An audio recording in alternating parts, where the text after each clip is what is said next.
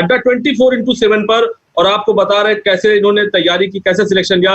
और आपको एक चीज और बता दें, शुरुआत में ही आपको इंट्रोड्यूस करा देता हूँ, अभी थोड़ी देर बाद सर का एक सेशन होगा हमारे जो एमडी सर है मिस्टर अनिल नागर सर जी के साथ में, डेयर टू ड्रीम का सेशन जो होता है उस पे ये रिंकू सर अपने कैसे जानिए कैसे परिश्रम से क्लियर किया यूपीएससी सीएससी 2019 का ये एग्जामिनेशन रिंकू सर ने। ये डेयर टू ड्रीम अभी 6 बजे सेशन होगा हमारे एमडी मिस्टर अनिल नागर सर जी के साथ में। तो अभी उससे पहले, इस सेशन से पहले जो सेशन हम लोग कर रहे हैं, हम लोग जानेंगे कैसे यूपीएससी की तैयारी की, कैसे उन्होंने सिलेक्शन लिया। और हमारे साथ रविंद्र आईएएस के जो हेड बैठे हुए हैं, रविंद्र सर और राम सर, इन्होंने कैसे वहां पर तैयारी कराई, किस तरीके से अटैच हुए। रविंद्र आईएएस हमारे साथ पार्टनर है, उनके हमारे पास कोर्सेज है, आप सब लोगों ने लिया, बड़ा प्यार मिला उन कोर्सों में और आप लोगों ने उसका फायदा उठा रहे हैं। जो 2020 के प्रीलिम्स के लिए जो बैच चल रहा है और एनसीईआरटी का जो जीएस बैच रविंद्र सर का शुरू हुआ है, टॉप क्लास का परफॉर्मेंस रहा है और आप सबका जबरदस्त सपोर्ट मिला है। और आने वाले टाइम में 2021 के लिए हम लोग एक बेहतरीन फाउंडेशन बैच लेकर आ रहे हैं, जो प्री कम मेंस का बैच होगा, बहुत जल्दी ही वो अड्डा 24x7 पे अवेलेबल होगा। लेकिन इन सारी बातों के पीछे जो एक सिलेक्शन के पीछे मेहनत होती है, हम कुछ भी कर ले, रविंद्र आईएएस कुछ भी कर ले, सिलेक्शन आप अपने दम पे लेते हैं, हम सिर्फ गाइडलाइंस देते हैं, सिलेक्शन अपने दम पे लिया जाता है। और बड़ी खुशी की बात है, ऊपर वाले की असीम अनुकंपा है कि रिंकू सर हमारे आईएएस बने हैं। First of all congratulation Rinku sir. और रिंकू सर के पास जाने से पहले गुरु गोविंद दो खड़े काके लागू पाओ बलिहारी गुरु आपने गोविंद दियो बताए, तो सबसे पहले इनके गुरुओं के पास चलेंगे और गुरुओं में भी सबसे पहले राम सर के पास चलेंगे कि राम सर बताएंगे, फिर रविंद्र सर को इंट्रोड्यूस करा के आगे हम कार्यक्रम को आगे बढ़ाएंगे। तो राम सर बताइए सर, कैसे क्या जर्नी रही सर की? वैसे जर्नी सबसे अच्छी तो रिंकू ही बता सकते हैं, लेकिन तो भी मैं एक ब्रीफ इंट्रो देता हूँ। रिंकू ने लगभग 4 वर्ष पहले तैयारी करनी शुरू की थी। शुरुआत में उन्होंने खुद से तैयारी की, उन्होंने अपनी ही मेहनत से 2 बार प्रीलिम्स लिखा और बहुत अच्छा परफॉर्म करते हुए मेंस में गए। लेकिन कई बार क्या होता है कि लगता है कि नहीं, कुछ कमी रह जा रही थी, जो सफर वही खत्म हो जा रहा था। और उसके बाद फिर हमसे जुड़ना हुआ रिंकू का, और जीएस एनसीईआरटी की क्लासेस के बाद, जीएस एनसीईआरटी की क्लासेस के बाद रविंद्र सर ने उनको गाइड किया बाकायदा। बीच बीच में हमारी बाकी फैकल्टीज अलग अलग समय पर जहां आवश्यकता पड़ी हम गाइड करते रहे। और आज रिंकू अपनी तमाम मेहनत और हमारे एफर्ट्स के साथ इस पोजीशन पर हैं। तो सबसे पहले मैं रविंद्र सर को बोलते हैं बधाई देंगे और फिर हम खुद जानेंगे रिंकू से बाकी सारी चीजें। रविंद्र सर। तो रिंकू, सबसे पहले तो आपको बधाई कि आपने अपने पूरे क्षेत्र के साथ अपने परिवार का और परिवार के साथ आपने अपने गुरुओं का मान बढ़ाया इस सफलता को प्राप्त करके। Thank you sir. तो रिंकू, मेरे से ज्यादा बेहतर तो आप ही बता पाओगे कि मेरा आपकी सफलता में क्या योगदान रहा या रविंद्र आईएएस का आपकी सफलता में क्या योगदान रहा। अगर छात्रों को अगर आप बताएंगे तो छात्र ज्यादा बेहतर ढंग से समझ पाएंगे। तो सबसे पहले तो आप छात्रों को गाइड कीजिए, उसके बाद में फिर मैं छात्रों को उनकी समस्याओं का समाधान फिर मैं करता हूँ।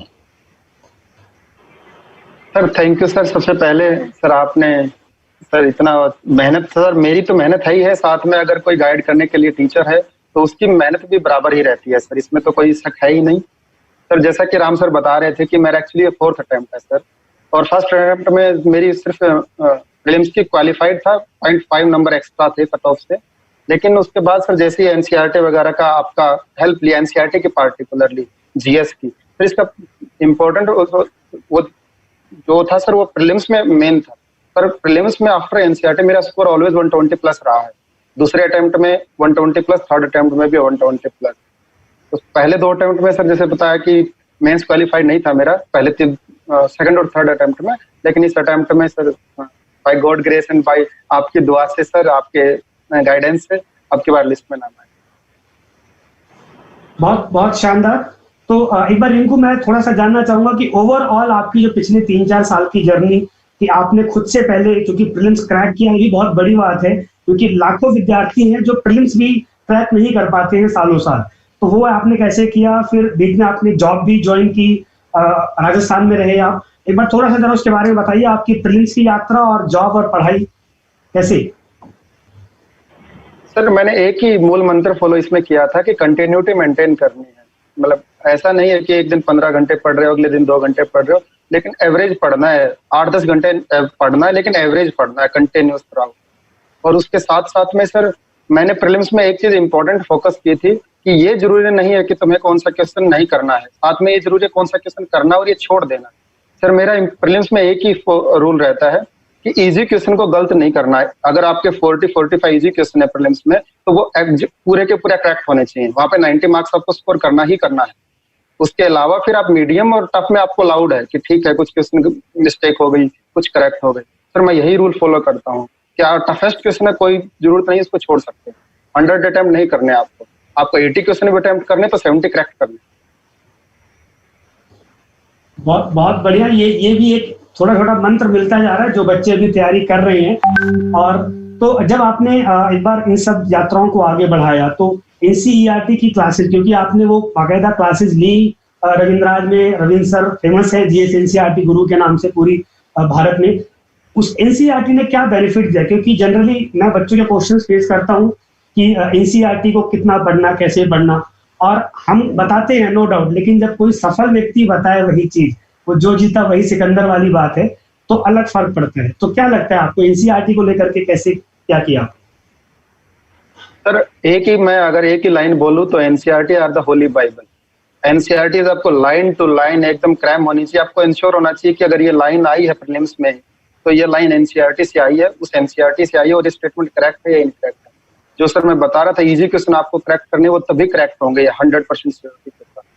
तो सर जिस सर ने भी जैसे एनसीईआरटी में, सर जैसे एनसीईआरटी के लिए एक लाइन है गागर में सागर, उसमें सब कुछ लिखा हुआ है, लेकिन अंडरस्टैंडिंग में दिक्कत आती है 11th-12th में। तो सर में उसने उसमें हेल्प किया पूरा एक्सप्लेन करने में। वो गागर में सागर को एक्सप्लेन करने का काम टीचर्स का है, जो आप लोगों ने सर उसमें हेल्प किया है। सर उसके बाद एनसीईआरटी में तो सर वही बात मैं फिर से रिपीट करूंगा, होली बाइबल है, आपको याद करनी कोई एक्सक्यूज नहीं है एनसीईआरटी के साथ।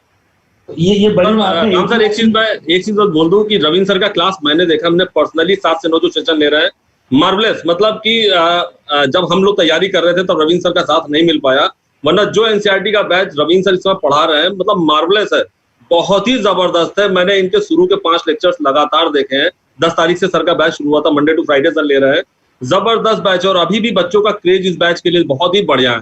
राम सर, तो ये एक बड़ी बात रिंकू ने कही है कि तैयारी की शुरुआत में आपको होली बाइबल यानी कि एनसीईआरटी को करना होगा, उसको पढ़ना होगा। चलिए, बाकी भी 2 गुरुजन, वरिष्ठ गुरुजन बैठे हैं हमारे साथ, उससे एक क्वेश्चन करके फिर मैं उनको ट्रांसफर करूंगा। मैं एक बात बताता हूं कि रिंकू ने जब 2 बार लगातार उन्होंने मेंस लिखा और यात्रा आगे नहीं बढ़ पा रही थी, तो रिंकू ने अपनी जॉब छोड़ी। तो एक अच्छी खासी जॉब छोड़ना कुछ बड़ा पाने के लिए, ये जो डिसीजन लेना होता है, जो निर्णय लेना होता है, वो बहुत बड़ा डिसीजन होता है। तो रिंकू, आपने कैसे, जब क्योंकि उस स्टेज से आप गुजरे हैं कि कुछ बड़ा पाना है पर एक अच्छी जॉब जो स्थायी है वो आगे मिलेगी नहीं मिलेगी सब चीजें, तो कैसे उस टाइम क्या आपके मनोवैज्ञानिक हालात थे और कैसे आपने डिसीजन लिया उस टाइम? सर जैसा मतलब पता है, आपने बताया स्टार्टिंग में मैं बीपीसीएल में as a executive manager posted था स्टार्टिंग में, लेकिन सर इतना टाइम नहीं मिल पा रहा था, जस्टिफिकेशन भी नहीं था जॉब का, और मैं मतलब और सर सबसे इम्पोर्टेंट है जिस चीज के लिए मैं एफर्ट कर रहा था वो नहीं अचीव कर पा रहा था खास कर।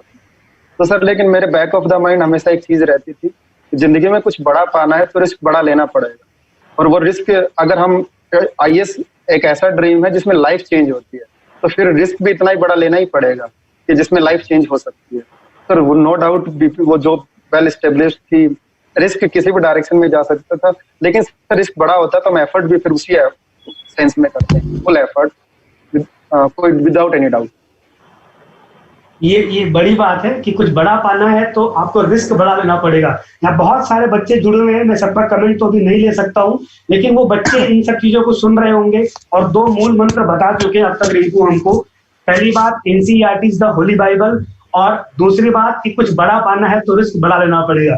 यहाँ एक बच्चे का कमेंट आ रहा है कि Ravindra sir is God father of NCERT. तो क्योंकि आपके सामने है, एक बार मैं उन्हीं से बोलूंगा कि वो भी इस बार इस विषय पर कुछ 2 मिनट कहें। तो बच्चों, एनसीईआरटी के बारे में डिटेल में इस समय बहुत कुछ बोलना तो संभव नहीं है। मैं रिंकू के ही पर्सपेक्टिव में आपको कुछ बताता हूं।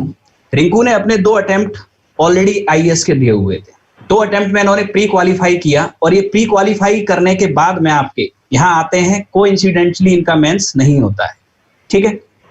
रिंकू जॉब छोड़ के हमारे पास आए हुए थे। रिंकू ने सिंपल इतना पूछा कि सर प्रीलिम्स निकल रहा है, मेंस क्यों नहीं निकल रहा, मेंस की क्वेश्चन क्यों ट्रैक पर नहीं आ रहा।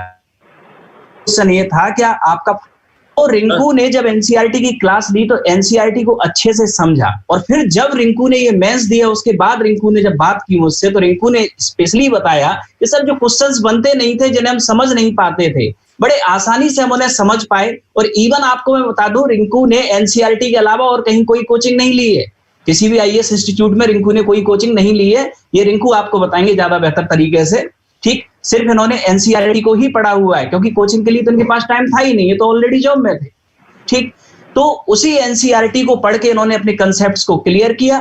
ठीक, इसके अलावा आपके उन कंसेप्ट्स को क्लियर करके न केवल इन्होंने प्रीलिम्स को अच्छे स्कोर के साथ पास किया, बल्कि इन्होंने मेंस में भी अच्छा स्कोर बनाया।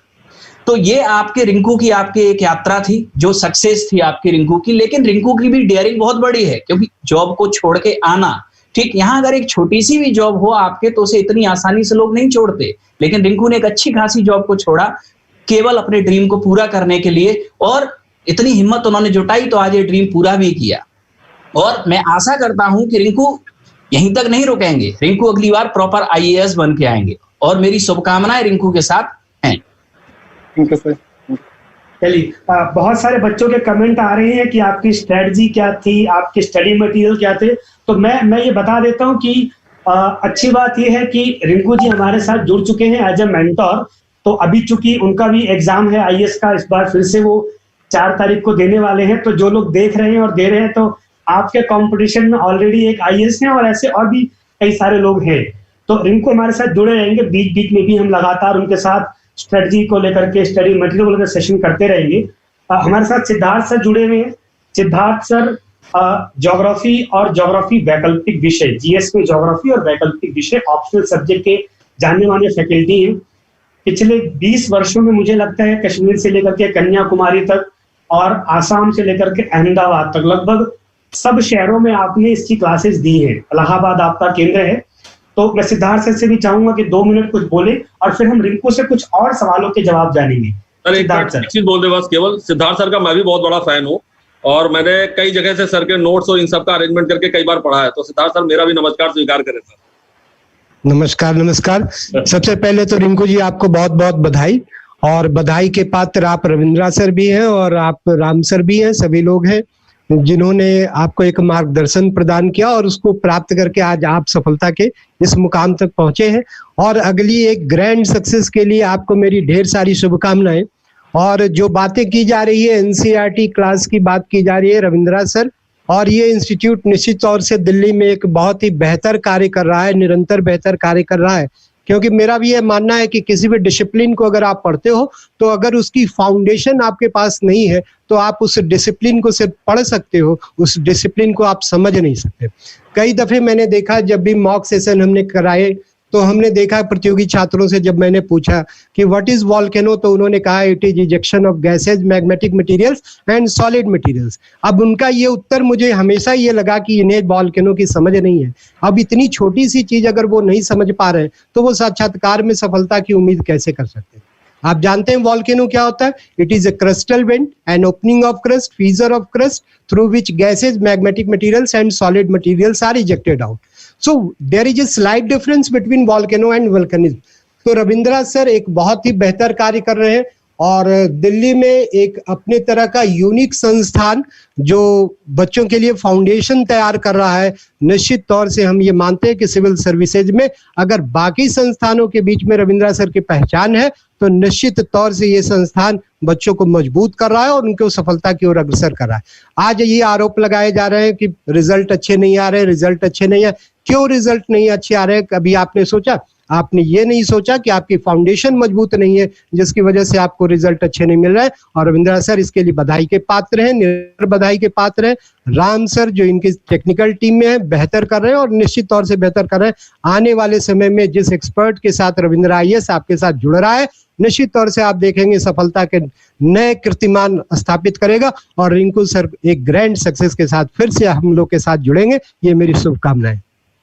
सर बता दें, रविंद्र सर के टॉप क्लास के कोर्सेज जो रविंद्र सर अब अड्डा 24x7 पे अवेलेबल है। राम सर और रविंद्र सर रेगुलर सेशन लेते हैं अड्डा 24x7 पे। इस पेंडेमिक के टाइम में कोई आईएएस बनने से चूक ना जाए, इस पेंडेमिक के टाइम में कोई तैयारी से चूक ना जाए। देखिए, होना ना होना ये बात की बात होती है, पहली होती है तैयारी। अगर हम हमें कहीं जाना है तो उसके लिए हमें प्रिपेयर होना पड़ता है, तो प्रिपेयर होइए, जाने का कब मौका मिलेगा ये बाद में पता चलेगा। Preparation is important thing. तो वो जो प्रिपरेशन है, रविंद्र सर रेगुलर आते हैं हमारे यहाँ और सेशंस लेते हैं।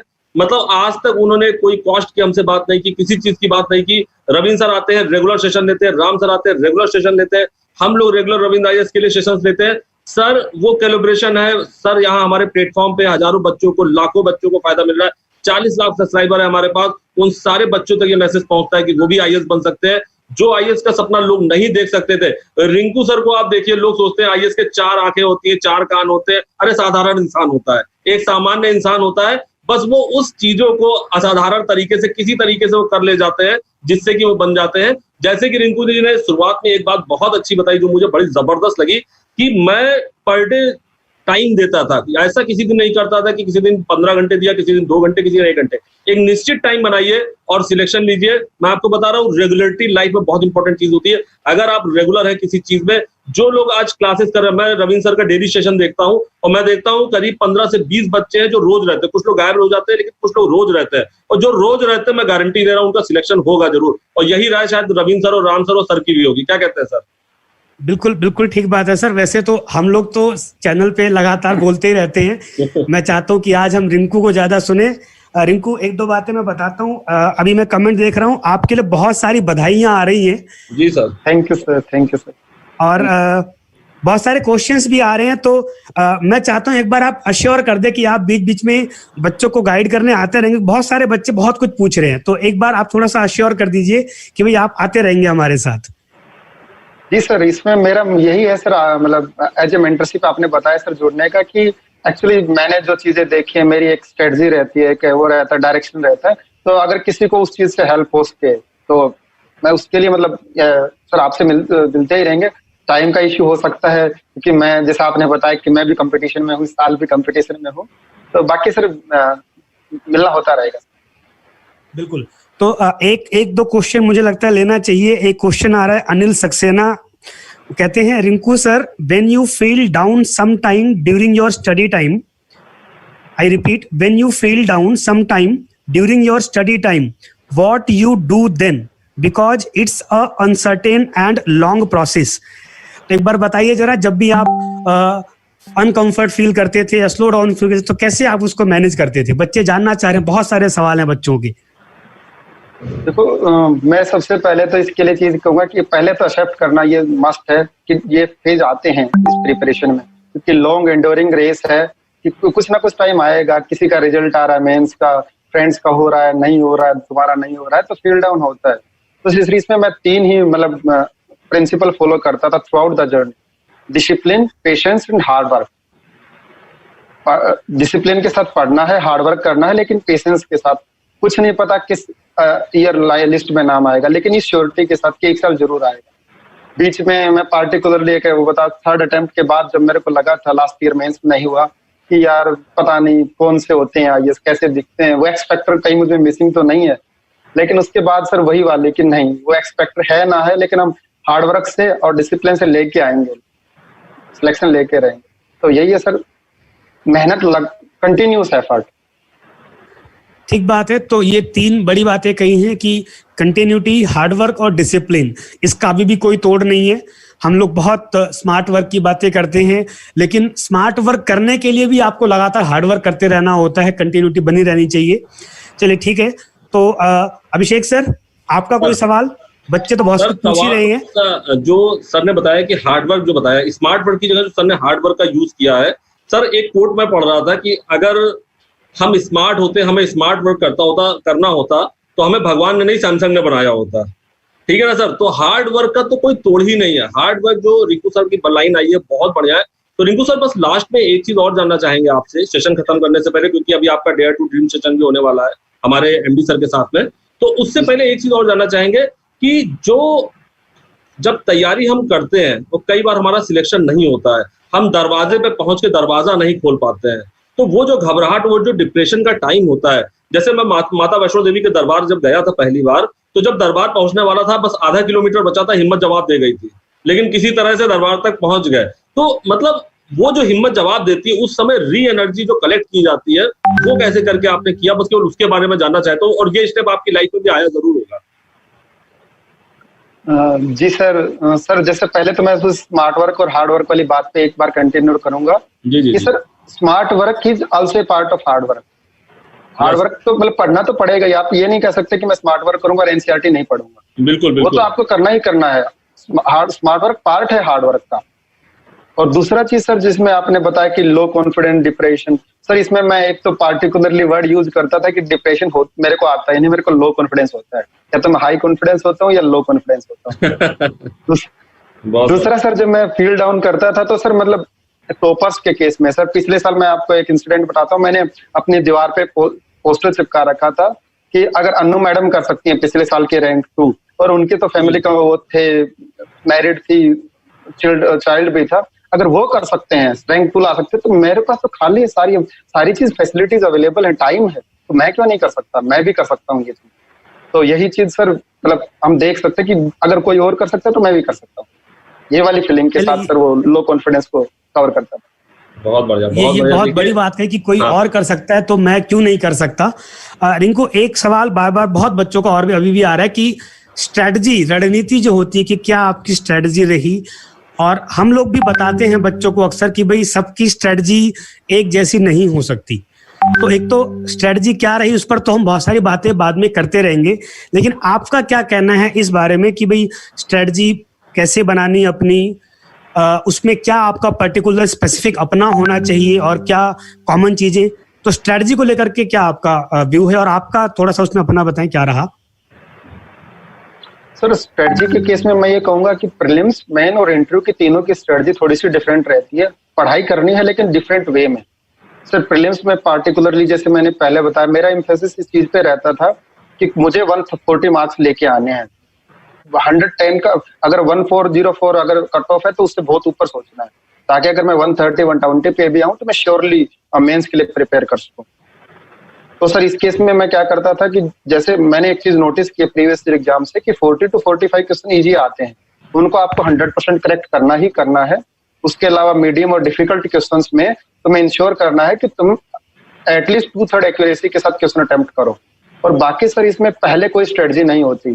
जैसे आपने बताया पेपर टू पेपर डिपेंड करती है, यूपीएससी कैसा पेपर दे रहा है उस साल। आपने भी नोटिस किया होगा सर, बाकी बच्चों ने भी किया होगा, 2017 का 2018 वाला पेपर ऐसा था प्रीलिम्स का, उसमें आप 90% अटेम्प्ट कर ही नहीं सकते, इतना हार्ड और टफ पेपर था। आप तो 75-80 पे अटेम्प्ट करोगे, 20 मार्क्स आ जाएंगे।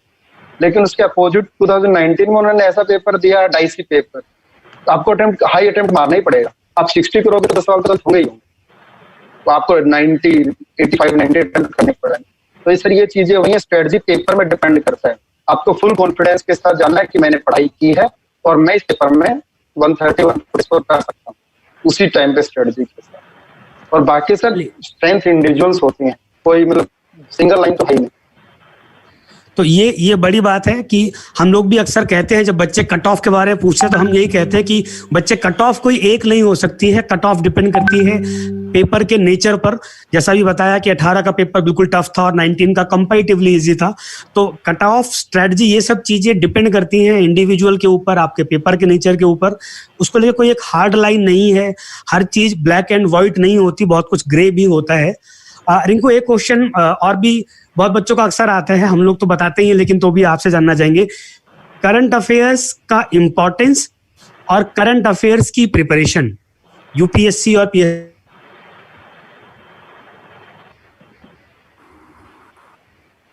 मेरी आवाज आ रही है आप तक? हाँ सर आ रही है सर, बोलिए सर। हाँ, मैं कह रहा हूं कि एक बच्चों का प्रश्न बार बार एक बड़े मुद्दे पर रहता है करंट अफेयर्स को लेकर के। तो यूपीएससी और स्टेट पीएससी की हम बात करें तो उसमें करंट अफेयर्स की इंपॉर्टेंस और फिर उसकी तैयारी, इसको लेकर के आपका क्या कहना है और आपकी क्या रणनीति रही इसमें? सर मैं इसमें एक ही बेसलाइन फॉलो करता था। आपको कुछ नहीं पता है कि पेपर किसमें से एम्फेसिस रखेगा, स्टैटिक में रखेगा कि करंट अफेयर में रखेगा। तो सर मैं इसमें बेसलाइन फॉलो करता था, always prepare for the worst. Both prepare करने हैं, 50% डायनामिक और 50% आपको स्टैटिक फॉलो करना है, किसी के साथ कोई कॉम्प्रोमाइज नहीं। तो एग्जामिनर की मर्जी, जो पूछे हमें प्रिपेयर होकर जाना है कि हम अच्छा स्कोर कर सकें। वो sir same rule actually state PCS के साथ भी है। मैंने एक्चुअली एचसीएस का इंटरव्यू दिया है सर लास्ट टाइम, फाइनलिस्ट में नाम नहीं था, तो उसमें भी प्रीलिम्स क्वालिफाइड था ही मेरा। तो सर रूल सेम ही है दोनों केस में। तो सर ने करंट अफेयर की बात की तो आपको बता दें, मैं UPSC and state PSC exam अड्डा 247 पर करंट अफेयर रोज सुबह 8 बजे शो लेकर के आता हूं, और क्वेश्चन का लेवल सेम मैच करेगा आपके जो एग्जाम में लेवल आता है। मल्टीपल चॉइस क्वेश्चन होते हैं, स्टेटमेंट बेस्ड क्वेश्चन होते हैं, तो डेली का जो करंट अफेयर होता है उस चॉइस में आपके सामने लाते हैं, जिससे आपको एग्जाम में टफ ना लगे वो करंट अफेयर के क्वेश्चन। राम सर चलिए, तो ठीक है, अभी कोरोना टाइम चल रहा है तो रिंकू इसलिए वर्चुअली हमसे जुड़े हुए हैं। एक दो चीजें मैं और उनसे पूछ के फिर हम इस सेशन को एंड अप करेंगे, और हम प्रार्थना भी करते हैं कि जल्दी से सब चीजें खत्म हो और फिजिकली हम लोग आपके सामने हो। तो अभी जैसा कि मैंने भी बताया और रिंकू ने खुद भी कहा कि उन्होंने प्रॉपर फाउंडेशन बैच की कभी कोचिंग नहीं की। उन्होंने बेसिक एनसीईआरटी की तैयारी हमारे साथ की थी, प्रॉपर फाउंडेशन बैच की कोचिंग नहीं की। हम भी कोचिंग चलाते हैं, हमारा भी फाउंडेशन बैच आता ही रहता है, फिर आएगा। उसके बावजूद भी मैं पूछना चाहता हूं कि कोचिंग की कितनी इंपॉर्टेंस है, और बिना कोचिंग के, आपने बिना कोचिंग के क्रैक किया है प्रॉपर फाउंडेशन बैच का, तो कितनी इंपॉर्टेंस है, और बिना कोचिंग के अगर कोई करना चाहे तो क्या कहना है आपका इस विषय पर? सर यूपीएससी का ऐसा एग्जाम है जिसमें गाइडेंस की आपको रिक्वायरमेंट है ही है। आपको गाइडेंस चाहिए बाय वन मीन्स और अनदर। सर गाइडेंस अगर आपको, मेरे केस में सर मेरे को फ्रेंड से गाइडेंस मिलता रहता था जो पहले से सर्विसेज में है या जो कोचिंग कर चुके हैं। आपके साथ आपकी कोचिंग से गाइडेंस मिलता रहता था सर, पार्टिकुलरली एनसीईआरटी के रेफरेंस में। तो सर ये इसी का यही है सर मूल मंत्र कि आपको एक गाइडेंस चाहिए। अगर आपको गाइडेंस देने वाला कोई फ्रेंड नहीं है, कोई फैमिली में नहीं है, तो आपको कोचिंग से गाइडेंस चाहिए। वहां से गाइडेंस लेके पढ़ना आपको खुद ही है। आप कितना भी कुछ कर ले, कोचिंग से आपको क्वालिफाई नहीं करवा सकते। वो आपको एक बहुत अच्छा रास्ता बता सकते हैं कि ये रास्ता और ये चलना है। तो सर ये इसी में है कि आपको गाइडेंस फॉलो करनी है, वो जो कहें उसको फॉलो करना है, लेकिन पढ़ना खुद है। ठीक बात है। तो आप केवल हम भी as a teacher, as a mentor, हम लोग भी गाइड ही कर सकते हैं। मुझे अभी भी ध्यान है जब जिस बैच में रिंकू पढ़ते थे, रविंद्र सर क्लासेस लेते थे, अराउंड उस बैच में उस साल लगभग 450 के आसपास जो उस टाइमिंग का बैच था उसमें थे, और उसमें से 7-8 बच्चे थे जिन्होंने फाइनल सिलेक्शन लिया है, बाकी प्रोसेस में है, बहुतों ने मेंस लिखा। तो सेम रविंद्र सर वही थे, क्लासेस वही थी, सारा कंटेंट वही था, पर उसमें से कुछ लोग निकले। तो कहीं ना कहीं गाइड मेंटरशिप तो सेम थी, लेकिन उसके बाद अपनी एफर्ट्स थे, नो डाउट ऐसा था। चलिए ठीक है, तो अभी हम इस सेशन को एंड अप करेंगे। बहुत सारे बच्चे जुड़े हुए हैं एनसीईआरटी बैच को लेकर के, फाउंडेशन बैच को लेकर के। उस सब की जानकारी आपको बाकी चैनल से मिलती रहेगी, क्योंकि यहाँ पर हम नहीं चाहते कि हमारा प्रचार सेशन बने, वो हम लोग वैसे भी करते रहते हैं। उसके लिए इस सेशन प्रचार करने के लिए हम लोग पास बहुत माध्यम, जब मन होता चले आते हैं सर। हाँ, तो हम लोग तो प्रचार करते रहते हैं, और आजकल तो घर पे हैं, जब इच्छा हुई तो गो लाइव कर दिया, बस इतना ही तो करना होता है ना। तो लेकिन रिंकू ने भी वादा किया है अभी, और हम सब भी, हमने पहले भी वादा किया था। रविंद्र सर का नेतृत्व हम सबको मिलता रहता है लगातार। तो हम बहुत जल्दी ही एक बार सारा ये कोरोना पीरियड निकल जाए, और अभी 4 तारीख को चूंकि प्रीलिम्स है, तो रिंकू का भी समय एंगेज है, और आप सबका भी समय एंगेज कहीं ना कहीं है ही, जो परीक्षा देने वाले हैं। तो उसके बाद फिर हम लगातार एक के बाद एक और सेशंस ऐसे करेंगे। सब ठीक हुआ तो हम फिजिकली सेशन करेंगे। तो अभी इसको हम एंड अप करते हैं। रिंकू, चलते चलते 4 अक्टूबर 2020 को जो प्रीलिम्स है, आप खुद भी उसमें बैठने वाले हैं, उसके लिए आपका कोई मैसेज स्पेसिफिक विद्यार्थियों के लिए, एस्पिरेंट्स के लिए? सर उसके लिए सबसे इम्पोर्टेंट तो यह है कि अफवाहों से दूर रहें। अभी चलती रहती हैं मार्केट में अफवाहें, आप भी जानते हैं कि पेपर होगा नहीं होगा, इन सब से दूर आपने शांति से ट्रस्ट द यूपीएससी कि पेपर होगा, 4 अक्टूबर को ही होगा, और प्रिपरेशन करनी है उसी के लिए। तो thank you so much Rinku sir, आपने बहुत ही अच्छी चीजें बताई। और राम सर, रविंद्र सर, और जो हमारे ज्योग्राफी वाले सर है, आप सभी को भी बहुत बहुत स्वागत है। आप सभी का बहुत थैंक्स है जो रिंकू सर हमारे चैनल पर आए और अड्डा 24x7 पे इतनी अच्छी राय दी है। अड्डा 24x7 डेडिकेटली यूपीएससी की तैयारी करवा रहा है, आप सबके सहयोग से तैयारी करवा रहा है, और आने वाले टाइम में जो भावी आईएएस है उनको लिए रिंकू सर ने आज सपनों की बारिश लगा दी है, और मुझे लगता है बहुत जल्दी ही सिलेक्शन लोग लेंगे। और बस ज्यादा दूर मत जाइएगा आप सभी लोग, मुश्किल से 15 मिनट के बाद ठीक 6 बजे हमारे एमडी अनिल नागर सर और रिंकू सर फिर से जुड़ जाएंगे डेयर टू ड्रीम सेशन में। और रविंद्र सर ने टॉप क्लास की चीजें और राम सर ने टॉप क्लास की चीजें बता ही दी हैं। तो गाइज आप सब हमारे साथ जुड़े, बहुत बहुत थैंक यू उसके लिए। राम सर लास्ट में रविंद्र सर कुछ कहना चाहे तो एक बार डिस्कशन हो जाए सर। रविंद्र सर। जो लोग 4 अक्टूबर को आपके अपीयर हो रहे हैं उन सभी लोगों से मेरा भी एक ही कहना है, ठीक, एक बार अच्छे से एनसीईआरटी को आप फोकस कर लीजिए और दूसरा आप अपने करंट पे फोकस कीजिए। बाकी का इधर उधर भागने से अच्छा ये है कि इन 2 चीजों पर अगर आप फोकस करेंगे तो आपका प्रीलिम्स ये बड़ी इजीली आपका क्रैक हो जाएगा। इस बात की श्योरिटी मैं आपको देता हूं। Thank you all of you. Thank you guys, thank you so much. Thank you Rinku sir. और राम सर कुछ बोल दीजिए भाई। राम सर बताइए क्या कह रहे हैं। ऑल दी बेस्ट रिंकू को, बहुत बहुत ऑल दी बेस्ट। हम उम्मीद करते हैं कि 4 अक्टूबर को ही हमको आप बता देंगे कि सर मैं इस बार कर रहा हूँ आईएएस, खाली प्रीलिम्स से हमको अंदाजा लग जाएगा। So again all the best, thank you so much. और अड्डा 24/7 के लाखों स्टूडेंट की तरफ से आपको congratulation Rinku sir. Thank you so much for coming in अड्डा 247। Thank you Ravindra sir.